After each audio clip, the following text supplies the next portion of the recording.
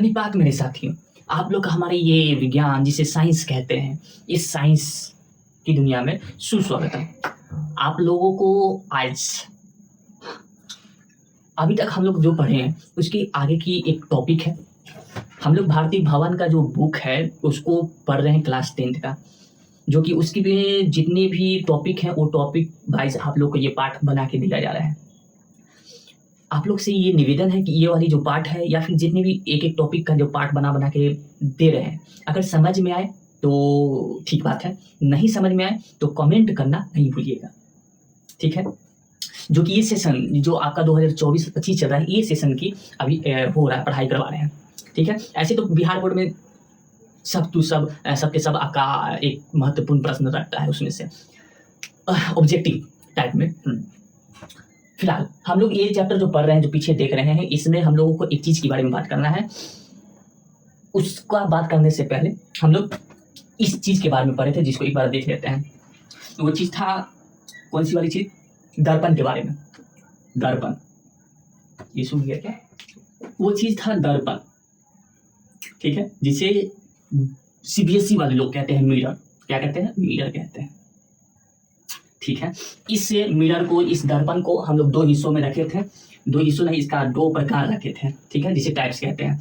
एक का नाम रखे थे हम सभी क्या? प्लेन मिरर, जिसको समतल कहते हैं, समतल दर्पण यहाँ पे लिखा हुआ है, ठीक।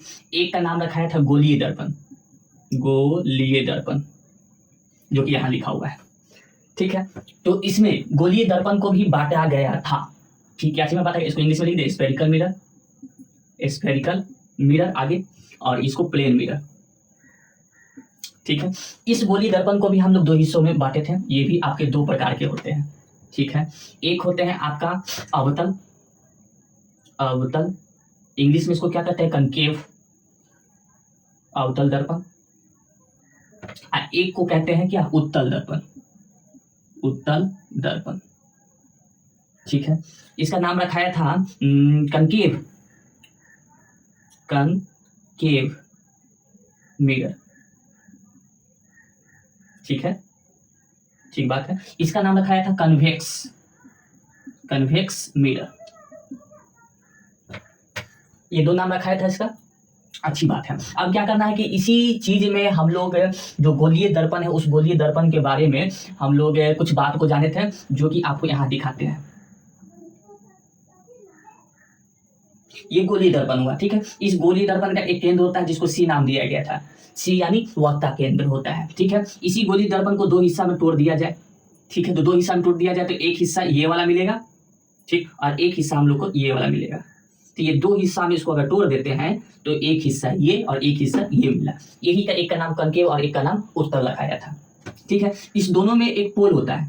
क्या होता है? पोल, जिसको हिंदी में कहते हैं ध्रुव कहते हैं, जिसे पी से सूचित किया जाता है, ठीक है। यहाँ से होते हुए और इस वक्ता केंद्र से गुजरता है हमारा एक प्रधान अक्ष या फिर मुख्य अक्ष कहते हैं। ये भी ठीक बात है, ये भी बात समझ गए। उसके बाद आगे की बात है, इसमें एक चीज और था क्या कि यहाँ से लेके यहाँ तक का, इसको कहते थे वक्ता त्रिज्या यानी कि आर कहते थे। अब इस वाले हिस्से को थोड़ा यहाँ पे उठा के ले आते हैं, ठीक है। ये आया आपका हिस्सा, ये ठीक। इधर आपका किया हुआ है क्या? पेंटिंग किया हुआ है, ठीक है, पेंटिंग किया हुआ है। इस पेंटिंग में आपका ये जो हिस्सा है, ये आधा वाला हिस्सा उठा के लाए हैं, तो इधर वाला तो नहीं दिखेगा, दिखेगा इधर वाला। तो इस चीज को यहाँ पर दिखा रहे हैं आपको, ठीक है। ये यहाँ पर आपका P है, यहाँ पे आपका लेके चलते हैं C होगा, ठीक है, और यहाँ से लेके यहाँ तक का R है, ले लिए। अब इसी के समांतर आपका एक भेजा जाए क्या? किरण या फिर एक रेखा, तो वो यहाँ से टकराकर आपका एक इस प्रधान अक्ष से कहीं गुजरती है या फिर काटती है। उस बिंदु को हम लोग फोकस का नाम दिए थे, जिसे F से सूचित करते हैं या फिर प्रकट करते हैं, F से, ठीक है। तो इस F और इस R, इस सब के बीच में, अच्छा, इसके और इसके बीच की दूरी को भी कुछ कहा गया था, स्मॉल f कहा गया था, यानी कि फोकस दूरी। तो इस सब के बीच में एक संबंध बैठा था। वो संबंध कुछ ये निकल के आया था क्या कि आपका जो R जो होता है, R ये इक्वल होता है 2f के, ठीक है। तो इस संबंध को हम लोगों को अभी इस पाठ में देखना है, इसमें रस के में डूबकर समझने का कोशिश प्रयत्न करना है। तो इसको विलंब नहीं कीजिए, तुरंत अभी इसी समय चलिए हमारे इस चीज़ को समझने के लिए उस दुनिया में लेट्स गो।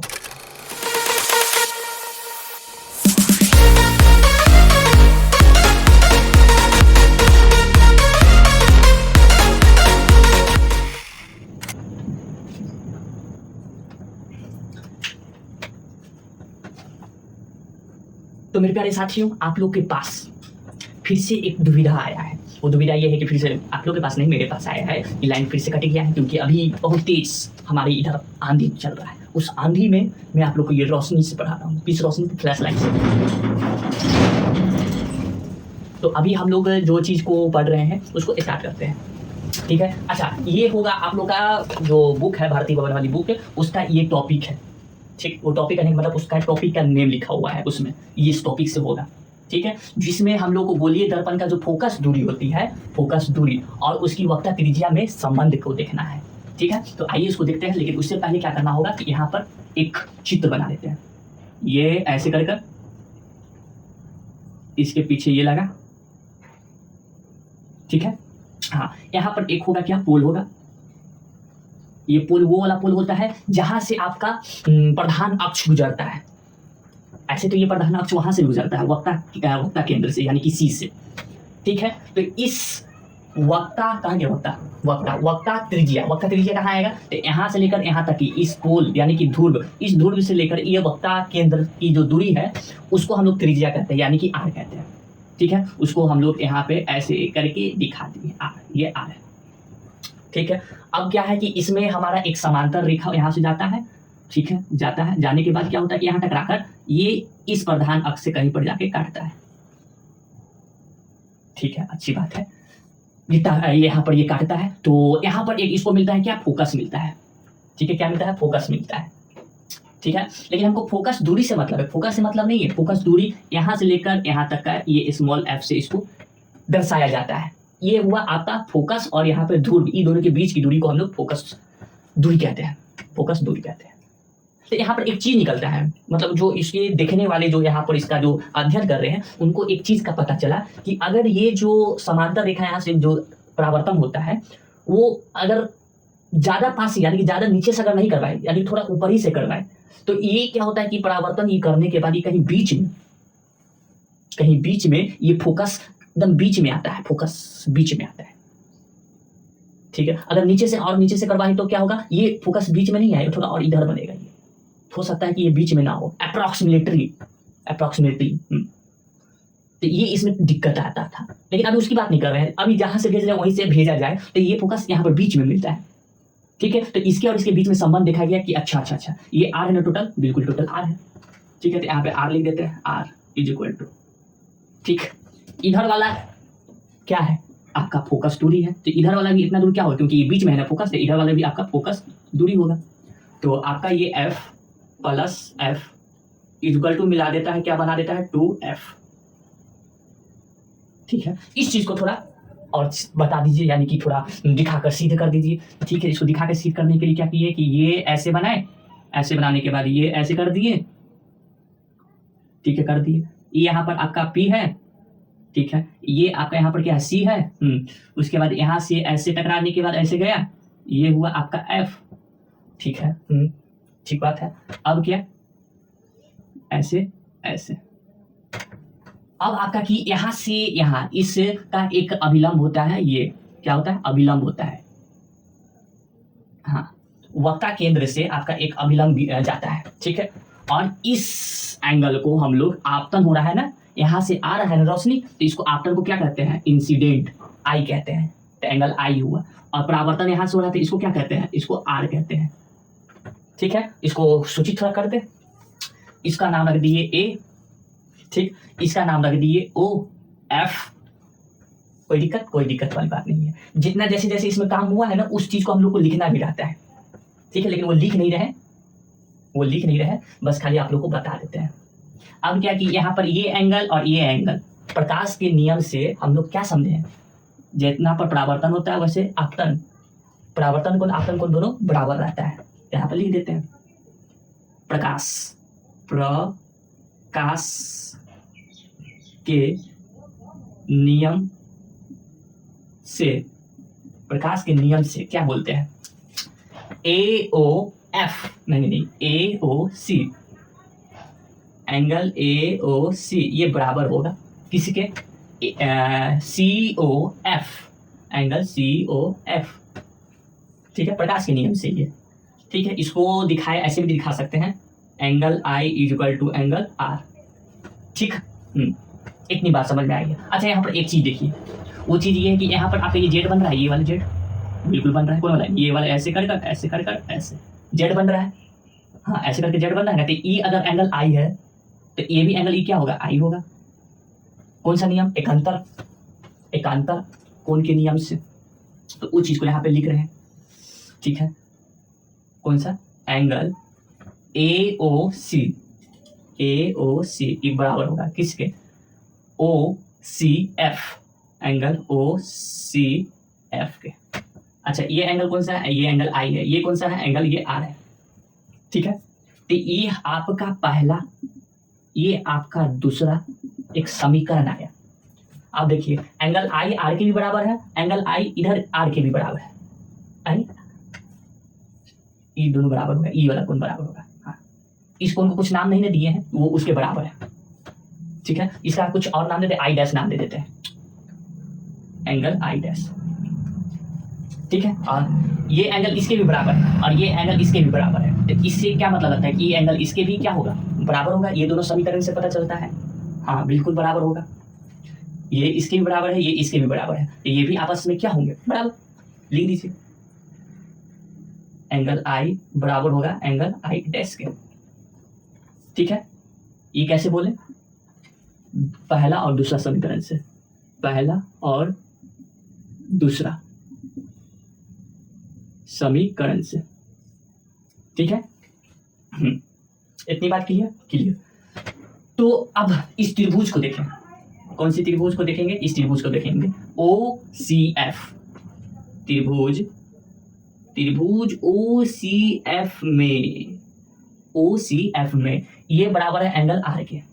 एंगल I बराबर है एंगल R के। ये I डैश था, ये I डैश था।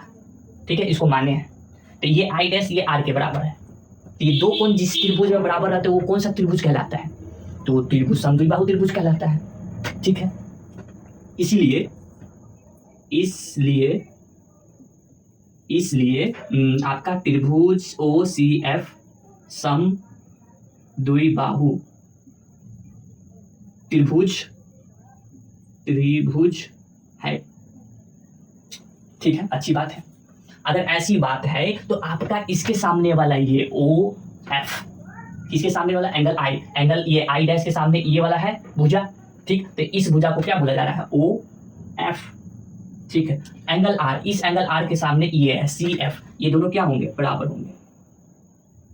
ठीक है, इसको सिद्ध कर रहे हैं। ये जो निकल के आया ना R इक्वल टू 2F, इसको सिद्ध कर रहे हैं। ठीक है, ये वाला आपका बराबर हो गया इसके। ठीक है, यहाँ फिर से एक लाइट चला गया, दूसरा लाइट लगा हुआ था। ये वाला इसके बराबर हो गया। ठीक, अच्छी बात है। अब क्या करें? तो अब आपको ध्यान से देखें, ये इसके बराबर है। ठीक है, अब ये जो आपका O वाला ये जो बिंदु है, इसको अगर देखिए, ये काल्पनिक हम लोग ये मान के चल रहे हैं, लेके चलेंगे इस बात को। ठीक है, ऐसा होता है कि नहीं होता है ये वो जाने, जो इसको निकाल के बताया है, जो इसको प्रस्तावित किया होगा। इस बिंदु को उठाकर इसको धीरे धीरे अगर नीचे लाए, इसको धीरे धीरे इसको छोटा करे, इसको छोटा करे, इसको यहाँ से ना भेजे, यहाँ से भेजे, तो एक समय आएगा कि ये दोनों इसके एक दूसरे पर क्या हो जाएगा? ढक लेगा ये दोनों एक दूसरे को बिंदु।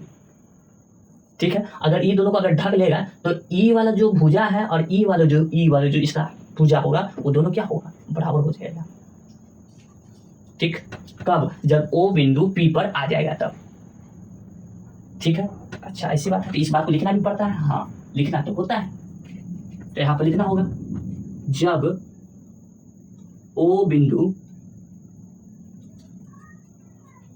P पर आता है तब आपका OF बराबर हो जाएगा, किसके? PF के। इसके बराबर हो जाएगा PF के। OF बराबर हो जाएगा इस PF के। ठीक बात है, बिल्कुल ठीक बात है। अब इस दोनों इक्वेशन को देखने पर पता चल रहा है कि OF CF के भी बराबर है, OF PF के भी बराबर है। तो ये दोनों समीकरण से पता चलता है कि आपका CF और PF दोनों बराबर होगा। बिल्कुल, CF और PF के बराबर होगा। कैसे पता चला? तो समीकरण, इसको क्या नाम दिए थे? दूसरा ना, तो इसको नाम दे देते हैं तीसरा। ये तीसरा समीकरण है और ये आपका चौथा समीकरण है। ठीक है, कोई बात, कोई दिक्कत नहीं है। तो यहां पर लिख दीजिए तीसरा और चौथा समीकरण से। ठीक बात हो गया? हाँ, ठीक बात हो गया। ये इसके भी अब बराबर हो गया। बस अब ज्यादा कुछ नहीं करना है। ये इसके बराबर हो चुका है, हो चुका है, यानी कि CF PF के बराबर है, बिल्कुल है। तो हम CF को और PF को जोड़ देते हैं। इस चीज को कहाँ लिखे? तो अब यहाँ आ जाते हैं, इधर आ जाइए। CF प्लस करेंगे इसको PF को, CF प्लस PF, तो क्या निकल के आएगा? ये पूरा निकल के आएगा। E आधा और E आधा जोड़ेंगे तो पूरा आ जाएगा। ये वाला यहाँ से लेकर यहाँ तक का ये पूरा आ जाएगा। तो इसको क्या कहा गया? CP कहा गया। क्या कहा गया? CP या फिर PC। CF प्लस यहाँ ये PF, ठीक, जोड़ दिए तो यहाँ से लेकर यहाँ तक क्या आ जाए? CP। ठीक है, कोई दिक्कत? कोई दिक्कत वाला बात यहाँ पे है नहीं, बिल्कुल नहीं है। अब देखिए CP और PF यहाँ पर बराबर है। कहेंगे CF और PF दोनों बराबर है, बिल्कुल बराबर है। तो यहाँ पर CF क्या है? ये CP नहीं, CF है, CF है। तो CF को हटाकर यहाँ पर इसी को लिख सकते हैं PF, बिल्कुल, क्योंकि ये दोनों बराबर है, CF और PF बराबर है। तो यहाँ पर लिख देते हैं PF plus PF equal to क्या हो जाएगा? CP। कोई दिक्कत नहीं। PF और PF क्या होता है? तो PF दो बार है ना, तो यहाँ पर 2PF हो जाएगा। 2PF इक्वल टू इधर क्या? CP। बस यहाँ पर आप रुक जाइए। C से लेकर P तक इसको तो वक्र त्रिज्या कहते हैं। क्या कहते हैं? वक्र त्रिज्या, जो कि यहाँ पर आपको दिखाया गया। देखिए यहाँ से लेकर यहाँ तक का डिनोट दर्शाया गया कि पूरा R वक्र त्रिज्या होता है। तो इस CP को हटा के यहाँ लिख देते हैं R। क्या लिख दिए? R लिख देते हैं। ठीक है, 2 का वैसी रहने दिए 2 को, कोई दिक्कत नहीं। दिक्कत P से लेकर F तक। देखिए ये जो आपका यहाँ पर P है, इसको अगर ध्रुव है ना, ध्रुव को P कहते हैं, ध्रुव को P कहते हैं। तो यहाँ पर ये P हो गया और ये यहाँ पर आपका F हो गया। यहाँ से लेकर यहाँ तक इसको क्या कहते हैं? F, फोकस दूरी। तो इस PF के जगह पे ये स्मॉल वाला जो F है इसको यहाँ पर लिख दिए। तो यहाँ पर आपका सिद्धीकरण हो गया। देख लीजिए, यही इसके बीच में संबंध लाना था, ला चुके हैं। R जो है ये बराबर है 2F के, R जो है वो बराबर है 2F के, जो सिद्धीकरण के माध्यम से इसको लिया है। ठीक है, इस टॉपिक में इसी बात को जानना था। इसको अच्छे से देख लेंगे, समझ लेंगे। नहीं समझ में आएगा कोई दिक्कत वाली बात नहीं है, 1 से 2 बार बताएंगे, उससे ज्यादा बार नहीं बताएंगे, उससे ज्यादा बार नहीं बताएंगे। क्यों नहीं बताएंगे? मेरा मर्जी। उससे ज्यादा बार पूछते हैं तो गुस्सा आता है, इसीलिए नहीं बताते। उससे बाद ज्यादा बार पूछा ना कोई पूछेगा ना गुस्सा आएगा। सब ऐसे नहीं बोलते हैं, जितना बार मन है उतना बार पूछना, जितना बार मन होगा उतना बार पूछना। नहीं, मेरा वो फंडा नहीं है, 2 बार से ज्यादा नहीं बताएंगे। बाकी आपकी इच्छा। ऐसे ये समझ में आया तो ठीक है, नहीं समझ में आया तो आपको कमेंट एक बार और करना है। ओके, कोई डाउट? आप लोगों को कोई डाउट नहीं? कोई डाउट? ठीक है, तो चलते हैं। अनुमति अब दीजिए हमें जाने का, ताकि आप लोग का एक फिर से अलग पार्ट में कुछ नई नई बातें किया जाएगा। तब तक के लिए आप लोग का बहुत बहुत धन्यवाद, शुक्रिया अदा आप लोग का। जय हिंद, जय भारत।